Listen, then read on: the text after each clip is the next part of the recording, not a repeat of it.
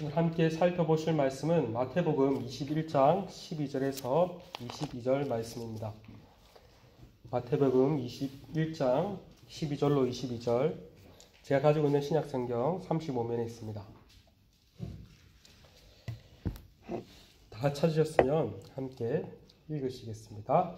예수께서 성전에 들어가사 성전 안에서 매매하는 모든 사람들을 내쫓으시며 돈 바꾸는 사람들의 상가, 비둘기 파는 사람들의 의자를 둘러보시고 그들에게 이르시되 기록된 바 내 집은 기도하는 집이라 일컬음을 받으리라 하였거늘 너희는 강도의 소굴로 만드는도다 하시니라. 맹인과 저는 자들이 성전에서 예수께 나오매 고쳐주시니 대제사장들과 서기관들이 예수께서 하시는 이상한 일과 또 성전에서 소리질러 호산나 다윗의 자손이여 하는 어린이들을 보고 노하여 예수께 말하되 그들이 하는 말을 듣느냐. 예수께서 이르시되 그렇다. 어린 아기와 젖먹이들의 입에서 나오는 찬미를 온전하게 하셨나이다 함을 너희가 읽어본 적이 없느냐 하시고 그들을 떠나 성 밖으로 베나니에 가서 거기서 유하시니라. 이른 아침에 성으로 들어오실 때 시장하신지라.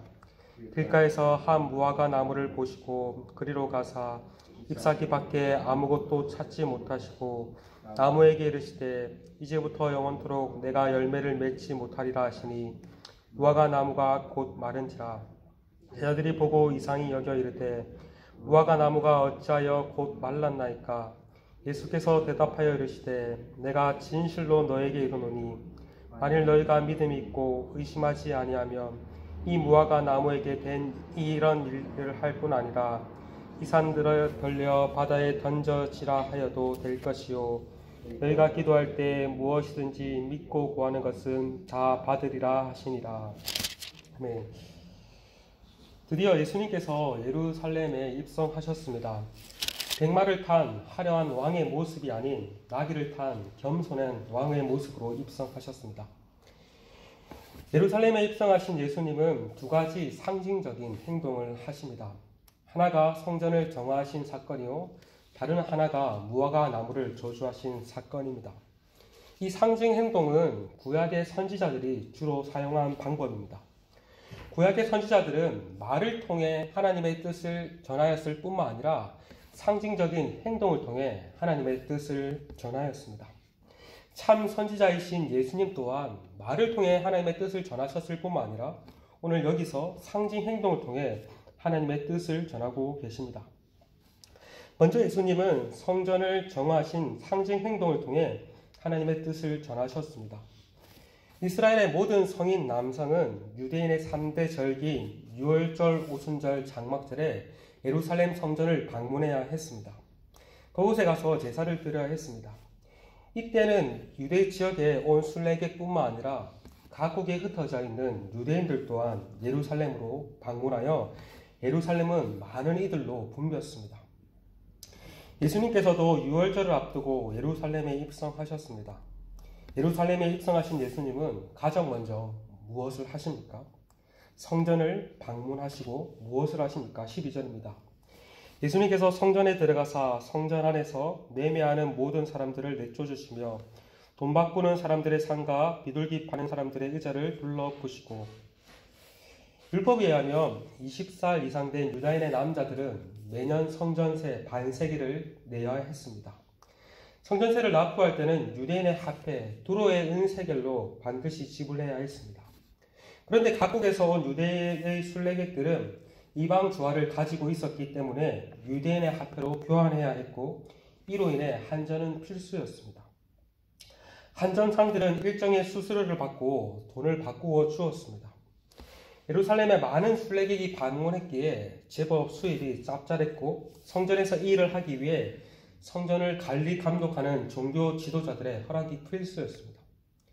종교 지도자들은 성전에서 한전을 허용하는 대가로 뇌물을 받았습니다.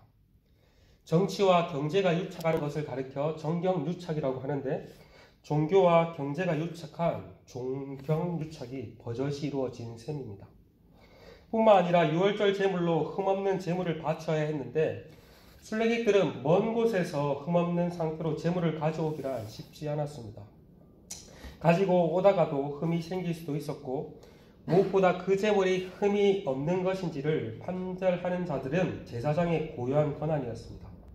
제사장이 그것을 흠이 없다라고 인정하지 않으면 제물로 드릴 수 없었습니다. 그래서 제사장들은 제사용 가축을 판매했습니다.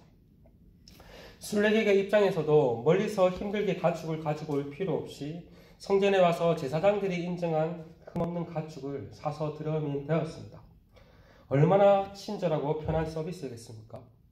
그런데 이러한 희생 제물용 가축을 판매하는 것은 대제사장 가문의 권한에 있었습니다. 제사장들의 가문이 독점했으니까 시중가보다 매우 비싼 게 팔렸던 것입니다. 이처럼 성전을 책임지는 종교 지도자들이 성전을 돈벌이의 수단으로 악용하였던 것입니다. 이전에 진짜 많은 돈을 벌고 싶으면 다른 것 할 필요 없이 종교로 장사를 하면 된다라는 말을 들은 적이 있습니다. 그 큰 사업을 하는 사람들은 하수고 종교를 이용해서 장사를 하는 사람이 고수라는 말을 들은 적이 있습니다. 오늘날의 부패한 종교 지도자들은 물론 이단들이 이에 해당되죠. 그들은 종교를 이용하여 사업을 하는 자들입니다. 이것만큼 손쉬운 일도 없죠. 마찬가지로 예수님 당시 종교 지도자들 또한 경건을 가장하여 자신의 이득을 취하고 있었습니다. 이것을 본 예수님이 가만히 계신 것이 오히려 이상해 보이는 것 같습니다. 예수님은 그러한 자들을 내어 쫓으시고 그들의 물건을 엎어버리십니다. 그런데 구약의 이사야와 예레미야서를 인용하시며 이렇게 말씀하십니다. 13절입니다. 그들에게 이르시되 기록된 바 내 집은 기도하는 집이라 일컬음을 받으리라 하였거늘 너희는 강도의 소굴로 만드는도다 하시니라. 성전은 하나님의 집입니다. 하나님이 거하시는 곳이요, 하나님과 하나님의 백성이 만남이 이루어지는 곳이요, 하나님께 기도가 드려지고 하나님의 은혜가 베풀어지는 곳입니다. 그런데 이러한 성전이 본래의 기능을 상실한 채 종교 지도자들의 강도의 소굴로 변질되어 버렸던 것입니다. 예수님이 성전 안에서 매매하는 자들을 내쫓으시고 돈 바꾸는 자들의 상가, 비둘기 파는 자들의 의자를 엎으신 것은 돈벌이 장소로 타락한 이 성전, 강도의 소굴로 변한 이 성전에 대한 심판을 선언하신 행동이었던 것입니다. 타락한 성전 유대교의 종말을 알리신 상징 행동이셨던 것입니다. 이어서 또 다른 상징 행동인 무화과 나무를 저주하신 사건 또한 나옵니다. 이것도 두 개의 별개의 사건이 아니라 사실 하나의 메시지를 말씀하시는 것입니다. 성전 정화를 하신 예수님은 예루살렘 밖으로 나가신 후 베다니에서 하룻밤을 지내시고 다시 이른 아침에 예루살렘에 돌아오셨습니다. 그때 매우 시장하셨던 모양입니다. 그래서 길가를 보니 잎이 무성한 무화과 나무를 보시고 무화과 열매가 없는지 찾으셨습니다. 그런데 아무런 열매를 찾지 못하시자 무화과 나무를 향해 영원히 열매를 맺지 못할 것이라 저주를 퍼부으셨습니다. 그러자 곧 무화과 나무가 말라버렸습니다. 이러한 예수님의 행동은 이전의 모습과는 너무나 달라 보입니다. 의아해 보입니다. 생명을 살리시고 회복하신 예수님이 저주를 하시고 죽이셨다. 더군다나 마가복음은 아직 무화과의 때가 아니라고 말을 하고 있습니다. 무화과의 때가 아닌데 무화과 나무가 열매를 맺지 못했다고 저주를 하셨다. 이것은 예수님이 단순히 무화과 나무를 저주하신 것은 그 나무가 열매를 맺지 못한 것 때문에 저주하신 것이 아님을 말해줍니다. 예수님께서 무화과 나무를 저주하신 것 또한 앞서 성전을 정화하신 사건과 같이 상징적인 의미를 담고 있는 상징 행동이었던 것입니다. 잎이 풍성하지만 열매 없는 무화과 나무는 외형적으로 하야야 하지만 강도의 소굴로 변한 성전과도 같았습니다. 이는 종교적인 행위는 있으나 신앙의 열매가 없는 유대교의 실상 같았던 것입니다. 그렇다면 무화과 나무를 저주하신 것은 성전 정화 사건과 같이 유대교의 종말을 선언하신 것이라 할 수 있습니다. 성전 중심의 유대교의 시대가 종말하고 참 성전이신 예수님을 통해 새 시대가 도래하실 것을 알리신 것입니다. 이어서 무화과 나무가 마른 것을 본 제자들이 어찌하여 이렇게 되었냐고 묻습니다. 예수님은 갑자기 그런데 믿음에 관해서 말씀하십니다. 21절, 22절입니다. 예수님께서 대답하여 이르시되 내가 진실로 너에게 이르노니 만일 너희가 믿음이 있고 의심하지 아니하면 이 무화과 나무에게 된 이러한 일을 할 뿐 아니라 이 산더러 들려 바다에 던져지라 하여도 될 것이요 너희가 기도할 때 무엇이든지 믿고 구하는 것은 다 받으리라 하시니라. 제자들의 물음에 대한 예수님의 대답이 너무 생뚱맞아 보입니다.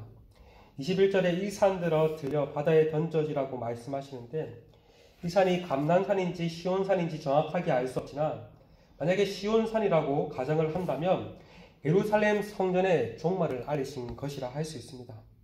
이 또한 유대교의 시대가 종말되고 예수님을 통해 믿음의 새 시대가 열릴 것이며 그 믿음의 사람들은 믿음을 통해서 더 큰 일을 행하실 것을 알리신 것입니다. 여러분, 이처럼 예수님의 오심을 통해 옛 성전의 시대가 끝이 나고 참 성전이신 예수님을 통해 새 시대가 도래했습니다. 우리는 이제는 새 시대의 백성이 되었습니다. 그렇다면 새 시대의 백성이 된 저와 여러분은 어떠하십니까? 정말 선한 믿음의 열매를 맺고 있습니까? 바라기는 오늘도 우리가 하나님께서 주신 이 말씀을 통해서 예수님을 통해서 새 시대의 백성, 참 성전이 된 우리가 그 성전에 걸맞게 거룩의 열매, 믿음의 열매를 맺고 있는지 우리 자신을 뒤돌아보며 참 성전 백성답게 살아갈 수 있기를 시간 함께 기도하며 나아가는 우리 모두가 되시길 간절히 소망합니다. 시간 함께 말씀을 붙잡고 기도했으면 좋겠습니다.